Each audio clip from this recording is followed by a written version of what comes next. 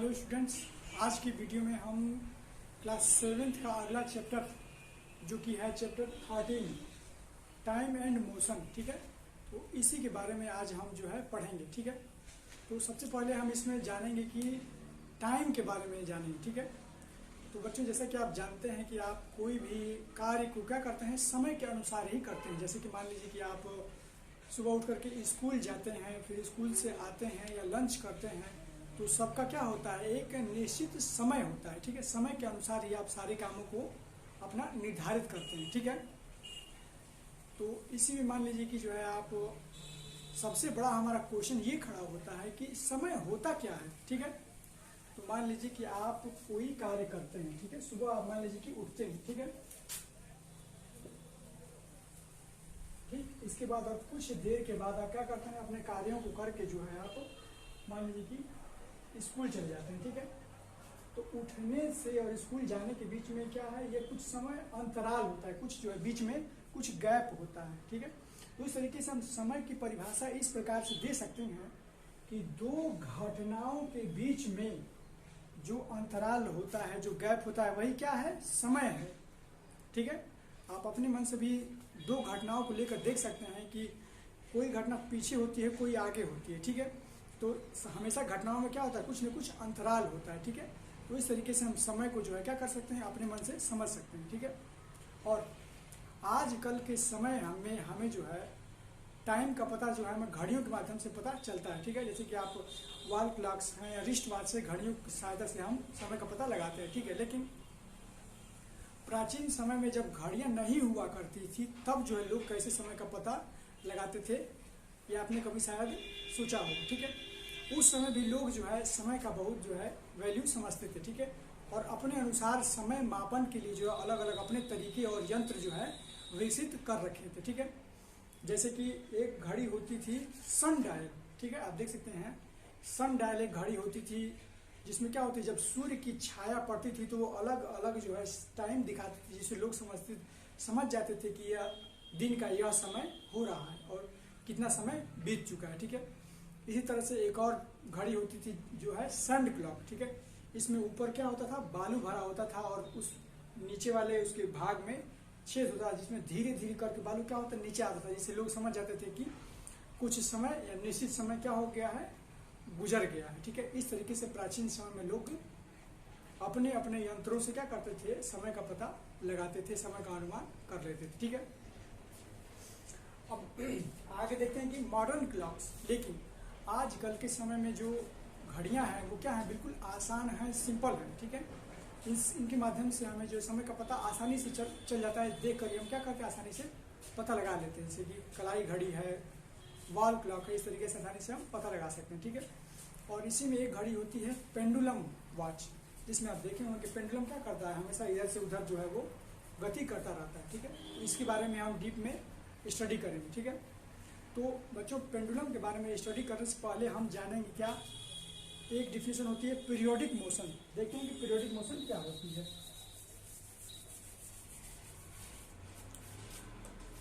तो periodic motion एक ऐसी मोशन होती है जिसमें कोई वस्तु क्या करती है, अपनी गति को बार बार जो है रिपीट करती है, ठीक है। जैसे कि मान लीजिए कि हमारा सूर्य है और पृथ्वी इसके चारों ओर क्या करती है, राउंड राउंड गति बार बार करती है। मतलब ये जो है अपनी गति क्या करती है, बार बार दोहराती है। देखते हैं हर साल भर रात क्या होता है, हमेशा जो है ऋतुएं आती रहती हैं, बदलती रहती हैं ना। तो इसका मतलब ये क्या है, एक प्रकार का पीरियोडिक मोशन का एक एग्जाम्पल हो सकता है। पृथ्वी का सूर्य के चारों चक्कर लगाना, ये क्या हो सकता है, एक प्रकार का पीरियोडिक मोशन का एग्जाम्पल हो सकता है, ठीक है। उसी तरीके से जो है चंद्रमा की जो पृथ्वी के चारों की गति, ये भी क्या है, एक प्रकार की पीरियोडिक मोशन है, ठीक है। अब हम देखते हैं पेंडुलम के बारे में। पेंडुलम क्या होता है। तो बच्चों, आपने देखा होगा कि पेंडुलम क्या होता है, इस तरह का कुछ होता है जिसमें एक रस्सी से जो एक लोहे की जो है गेंद क्या होती है, बंधी होती है, ठीक है। इस गेंद को हम क्या बोलते हैं, बॉब, पेंडुलम का बॉब बोलते हैं, ठीक है। और एक बार यदि हम पेंडुलम क्या करें, पुश करके छोड़ दें तो क्या होगा, पेंडुलम जो अपने एक तरफ जो अपने मैक्सिमम पॉइंट तक जाता है, ठीक है। जब पेंडुलम शांत रहता है तो इसकी शांत अवस्था को हम ये मान लेते हैं तो इसको हम बोलते हैं क्या, मीन पोजीशन, ठीक है। इसकी शांत अवस्था को बोलते हैं मीन पोजीशन, ठीक है। और जब एक तरफ जो सबसे अधिकतम जो उच्चतम बिंदु पर जाता है इसको बोलते हैं क्या, एक्सट्रीम पॉइंट, ठीक है। ये दोनों तरफ अपने उच्चतम बिंदुओं पर जाता है, इसी को क्या बोलते हैं हम, इसको हम एक्सट्रीम पॉइंट बोलते हैं, जो कि दोनों दिशाओं में क्या होता है, आगे पीछे जो उच्चतम बिंदुओं तक जाता है, ठीक है। और एक और डिफिनेशन है इसमें क्या, टाइम पीरियड। तो टाइम पीरियड क्या होता है,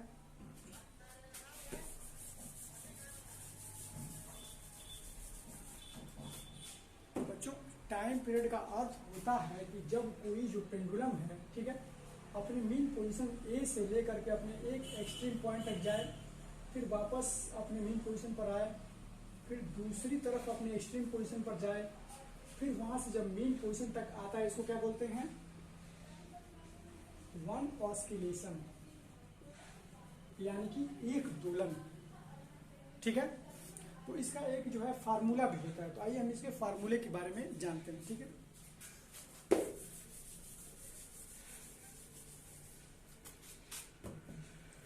इसका फार्मूला होता है time period equal two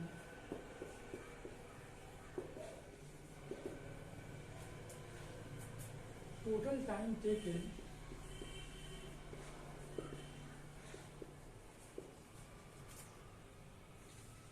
upon number of oscillation, ठीक है। पूरे जितने समय में जितना ऑस्किलेशन करता है, तो टोटल टाइम और जो नंबर ऑफ ऑस्किलेशन का जो अनुपात होता है वही क्या कहलाता है, हमारा जो है टाइम पीरियड। तो इसको हम एक एग्जांपल समझते हैं, ठीक है। कि मान लीजिए कि कोई पेंडुलम जो है 2 मिनट में 60 ऑस्किलेशंस क्या करता है, ये हमारा ऑस्किलेशंस है, ठीक है। 60 ऑस्किलेशंस जो है पूरा करता है, तो इसका टाइम पीरियड क्या होगा, ठीक है। तो टाइम 2 मिनट मतलब हो जाएगा क्या हमारा 60 × 2 यानी कि 120 सेकेंड, ठीक है। तो इसका हमारा टाइम पीरियड क्या हो जाएगा, टोटल टाइम टेकन हमारा क्या है 120 सेकेंड्स, और ऑस्किलेशन हमारा 60 है, क्या हो जाएगा, इसका टाइम पीरियड हो जाएगा हमारा टाइम, इसका टाइम पीरियड क्या हो जाएगा 2 सेकेंड्स, ठीक है। तो बच्चों आज के लिए इतना ही, और अब आप जो है होमवर्क नोट कर लीजिए, होमवर्क जो है घर से होमवर्क नोट कर लीजिए, और होमवर्क जो है आप करके जो सैटरडे के दिन ला करके आप स्कूल में चेक करा लेंगे, ठीक है। तो होमवर्क क्या हो जाएगा, आपका फर्स्ट होमवर्क हो जाएगा define time in your own words. आपको समय को अपने शब्दों में क्या करना है, परिभाषित करना है, ठीक है।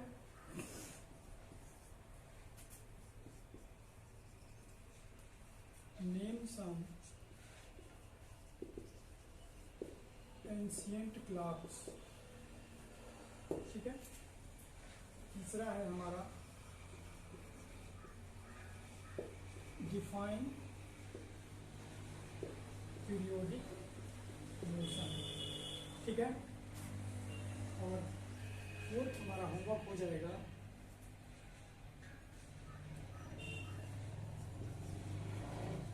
Define time period. बच्चों ये 4 होमवर्क जो है आप करके लेके आएंगे सैटरडे को ला करके चेक करा लेंगे। इसके आगे जो है हम नेक्स्ट वीडियो में पढ़ेंगे, तब तक के लिए गुड बाय।